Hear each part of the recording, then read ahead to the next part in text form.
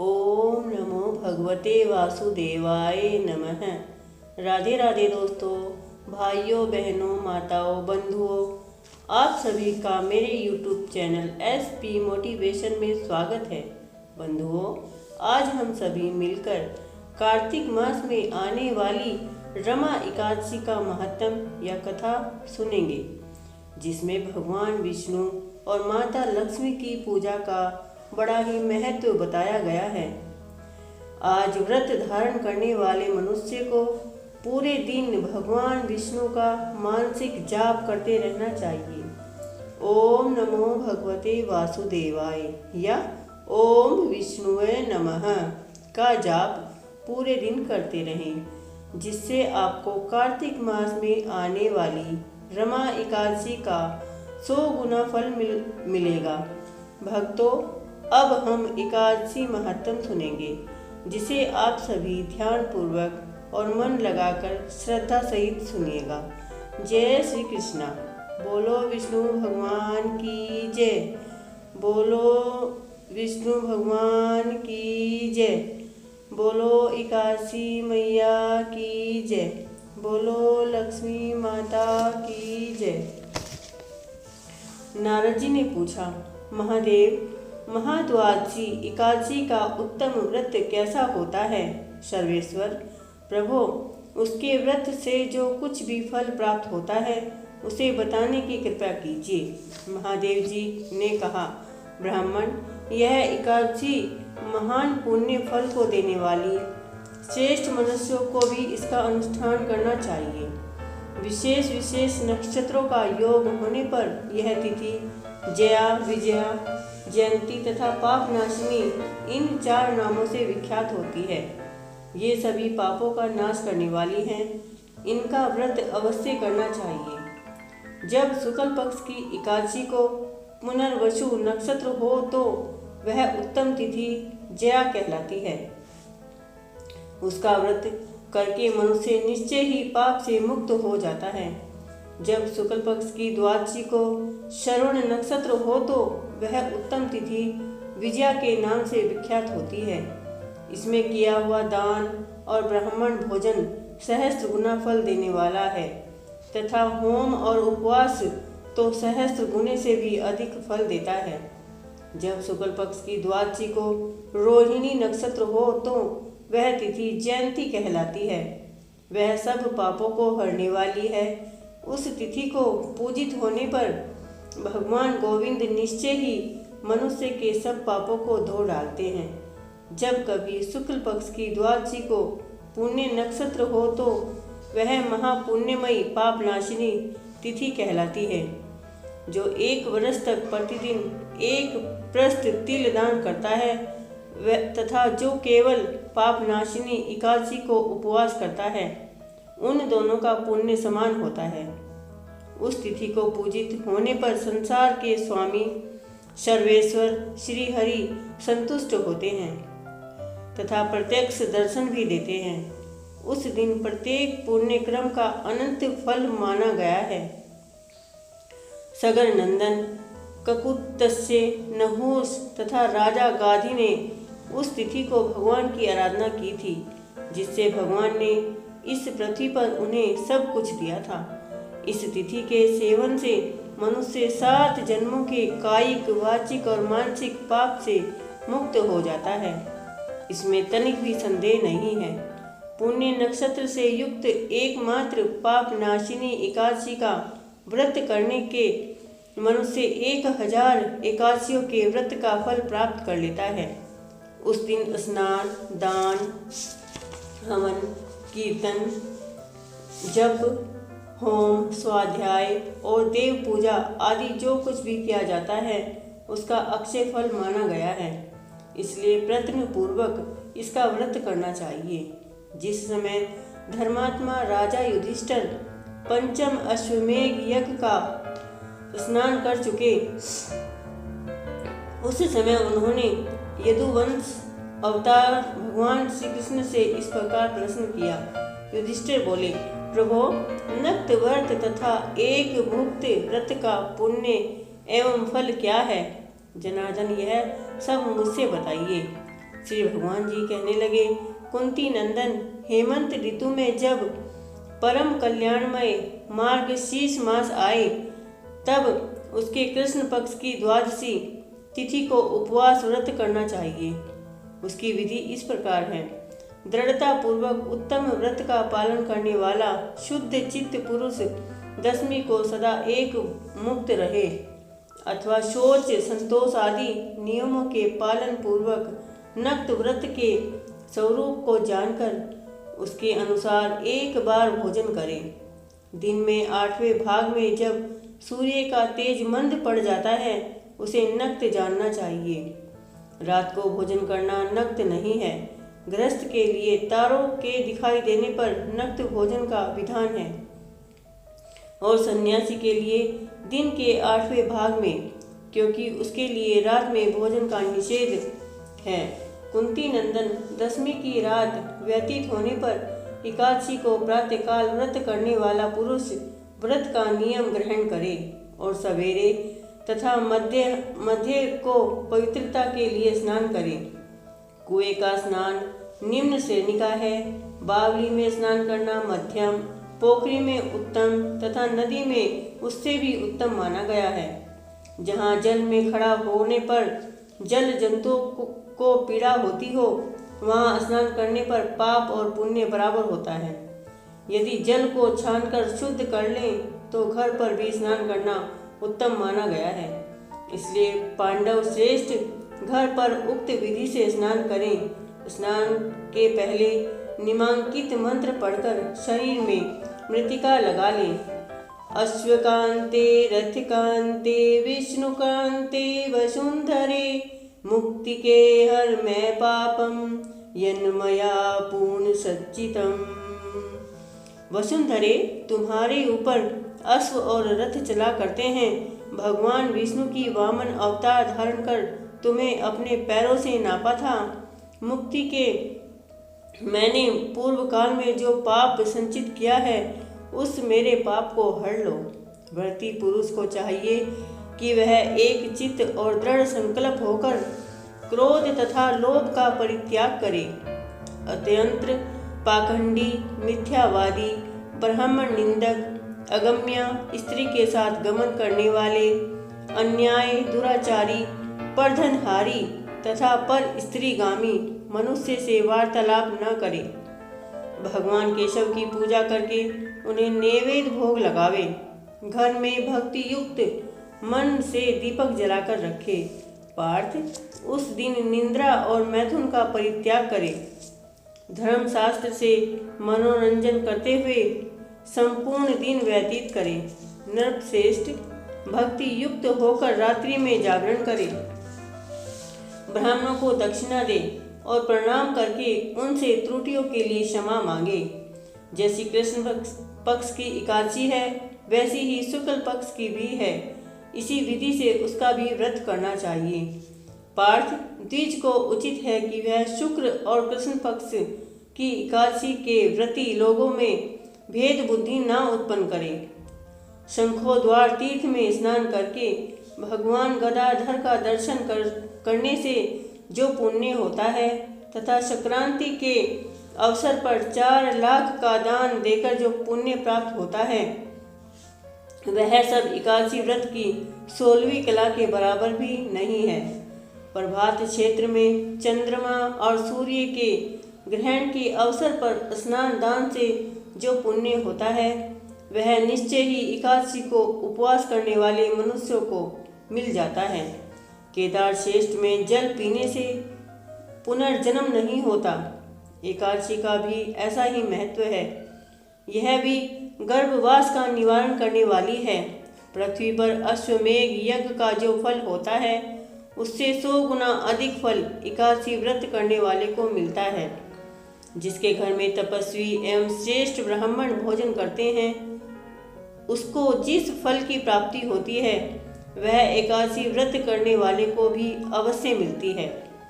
वेदांगों के पारंगामी विद्वान ब्राह्मणों को सहस्त्र गोदान करने से जो पुण्य होता है, उससे 100 गुना पुण्य एकादशी व्रत करने वालों को प्राप्त होता है। इस प्रकार व्रती को यह पुण्य प्राप्त होता है। जो देवताओं के लिए भी दुर्लभ है। रात को भोजन कर लेने पर उससे आधा पुण्य प्राप्त होता है तथा दिन में एक बार भोजन करने से देहधारियों को नक्त भोजन का आधा फल मिलता है। जीव जब तक भगवान विष्णु के प्रिय दिवस एकादशी को उपवास नहीं करता तभी तक तीर्थ दान और नियम अपने महत्व की गर्जना करते हैं। इसलिए पांडव श्रेष्ठ, तुम इस व्रत का अनुष्ठान करो। कुंती नंदन, यह गोपनीय एवं उत्तम व्रत है जिसका मैंने तुमसे वर्णन किया है। हजारों यज्ञों का अनुष्ठान भी एकादशी व्रत की तुलना नहीं कर सकता। युधिष्ठिर ने पूछा, भगवान, पुण्यमयी एकादशी तिथि कैसे उत्पन्न हुई? इस संसार में क्यों पवित्र मानी गई तथा देवताओं को कैसे प्रिय हुई, यह बताने की कृपा करें। श्री भगवान बोले, कुंती नंदन, प्राचीन समय की बात है। सतयुग में मूर नामक दानव रहता था। वह बड़ा ही अद्भुत, अत्यंत रौद्र तथा संपूर्ण देवताओं के लिए भयंकर था। उस काल रूपधारी दुरात्मा महासुर ने इंद्र को भी जीत लिया था। संपूर्ण देवता उससे परास्त होकर स्वर्ग से निकाले जा चुके थे और शंकित तथा भयभीत होकर पृथ्वी पर विचर रहे थे। एक दिन सब देवता महादेव जी के पास गए। वहां इंद्र ने भगवान शिव के आगे सारा हाल कह सुनाया। इंद्र बोले, महेश्वर, ये देवता स्वर्गलोक से भ्रष्ट होकर पृथ्वी पर विचर रहे हैं। मनुष्य में रहकर इनकी शोभा नहीं होती। देव, कोई उपाय बतलाइए। देवता किसका सहारा ले? महादेव जी ने कहा, देवराज इंद्र, जहाँ सबको शरण लेने वाले, सबकी रक्षा में तत्पर रहने वाले जगत के स्वामी भगवान गरुड़ ध्वज विराजमान हैं, वहाँ जाओ। वे तुम लोगों की रक्षा करेंगे। भगवान कृष्ण कहते हैं, युधिष्ठिर, महादेव जी की बात सुनकर परम बुद्धिमान देवराज इंद्र संपूर्ण देवताओं के साथ वहाँ गए। भगवान गदाधर क्षीर सागर के जल में सो रहे थे। उनका दर्शन करके इंद्र ने हाथ जोड़कर स्तुति आरंभ की। इंद्र बोले, देवेश्वर, आपको नमस्कार है। देवता और दानव दोनों ही आपकी वंदना करते हैं। पुंडरीकाक्ष, आप दैत्यों के शत्रु हैं। मधुसूदन, हम लोगों की रक्षा कीजिए। जगन्नाथ, संपूर्ण देवता मूर नामक दानव से भयभीत होकर आपकी शरण में आए हैं। भक्त वत्सल, हमें बचाइए। देवेश्वर, हमें बचाइए। जनार्दन, हमारी रक्षा कीजिए, रक्षा कीजिए। दानवों का विनाश करने वाले कमल नयन, हमारी रक्षा कीजिए। प्रभु, हम सब लोग आपके समीप आए हैं, आपकी ही शरण में आ पड़े हैं। भगवान, शरण में आए हुए देवताओं की सहायता कीजिए। देव, आप ही पति, आप ही मति, आप ही कर्ता और आप ही कारण हैं। आप ही सब लोगों की माता और आप ही सब जगत के पिता हैं। भगवान देवेश्वर, शरणागत वत्सल देवता भयभीत होकर आपकी शरण में आए हैं।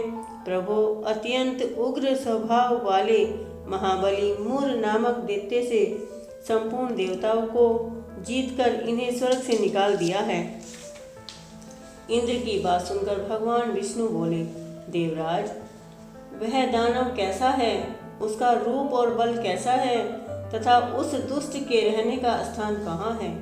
इंद्र बोले, देवेश्वर, पूर्व काल में ब्रह्मा जी के वंश में तालगंज नामक एक महान असुर उत्पन्न हुआ था जो अत्यंत भयंकर था। उसका पुत्र मूर दानव के नाम से विख्यात हुआ। वह भी अत्यंत उत्कृष्ट, महापराक्रमी और देवताओं के लिए भयंकर है। चंद्रावती नाम से प्रसिद्ध एक नगरी है, उसी में स्थान बनाकर वह निवास करता है।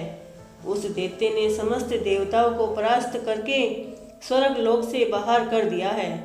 उसने एक दूसरे ही इंद्र को स्वर्ग के सिंहासन पर बैठाया है। अग्नि, चंद्रमा, सूर्य, वायु तथा वरुण भी उसने दूसरे ही बनाए हैं। जनार्दन, मैं सच्ची बात बता रहा हूँ, उसने सब कोई दूसरे ही कर लिए हैं। देवताओं को तो उसने प्रत्येक स्थान से वंचित कर दिया है। इंद्र का कथन सुनकर भगवान जनार्दन को बड़ा क्रोध आया। वे देवताओं को साथ लेकर चंद्रावतीपुरी में गए। देवताओं ने देखा दैत्यराज बारंबार गर्जना कर रहा है।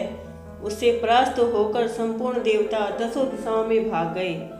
अब वह दानव भगवान विष्णु को देखकर बोला, खड़ा रह, खड़ा रह। उसकी ललकार सुनकर भगवान के नेत्र क्रोध से लाल हो गए। वे बोले, अरे दुराचारी दानव, मेरी इन भुजाओं को देख। यह कहकर विष्णु ने अपने दिव्य बाणों से सामने आए हुए दुष्ट दानव को मारना आरंभ किया। दानव भय से विहल हो उठे। पांडुनंदन तत्पश्चात विष्णु ने दैत्य सेना पर चक्र का प्रहार किया।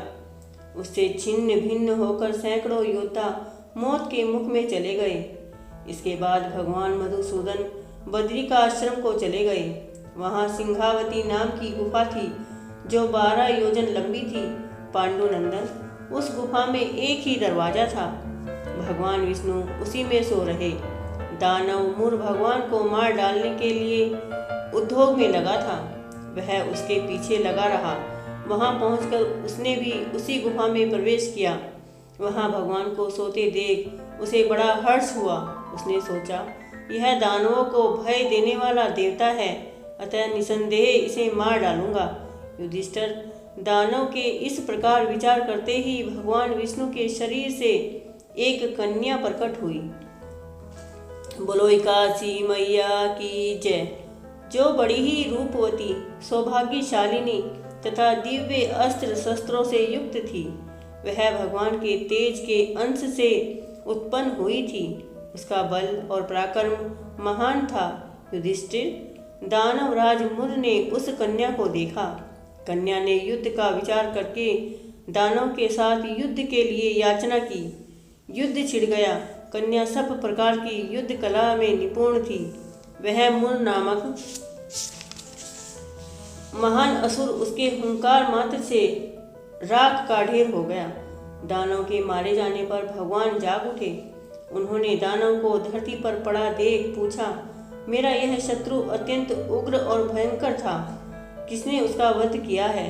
कन्या बोली, स्वामिन, आपके ही प्रसाद से मैंने इस महादैत्य का वध किया है।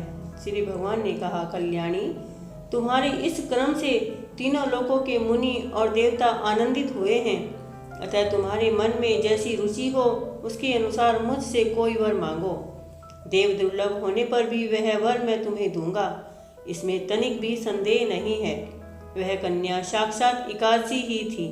उसने कहा, प्रभो, यदि आप प्रसन्न हैं तो मैं आपकी कृपा से सब तीर्थों में प्रधान, समस्त विघ्नों का नाश करने वाली तथा सब प्रकार की सिद्धि देने वाली देवी हूँ। जनार्दन, जो लोग आप में भक्ति रखते हुए मेरे दिन को उपवास करेंगे उन्हें सब प्रकार की सिद्धि प्राप्त हो। माधव, जो लोग उपवास नक्त अथवा एक मुक्त करके मेरे व्रत का पालन करें उन्हें आप धन्य, धर्म और मोक्ष प्रदान कीजिए। श्री विष्णु बोले, कल्याणी, तुम जो कुछ कहती हो वह सब पूर्ण होगा। भगवान श्री कृष्ण कहते हैं, युधिष्ठिर, ऐसा वर पाकर महाव्रता एकादशी बहुत प्रसन्न हुई। दोनों पक्षों की एकादशी समान रूप से कल्याण देने वाली है। इसमें शुक्र और कृष्ण का भेद नहीं करना चाहिए। यदि उदय काल में थोड़ी सी एकादशी, मध्य में पूरी द्वादशी और अंत में किंचित त्रयोदशी हो तो वह तिर अप्सरा एकादशी कहलाती है।